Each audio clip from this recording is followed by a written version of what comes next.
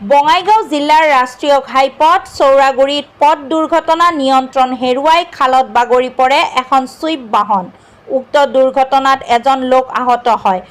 দুৰ্ঘটনা সংঘটিত হোৱা ছুইফট বাহনখনৰ নম্বৰ AS25H1887। দুৰ্ঘটনাৰ ফলত ছুইফট বাহনখনৰ বিস্তৰ ক্ষতি সাধন হোৱা পৰিলক্ষিত হয়। News desk Bijni first 24।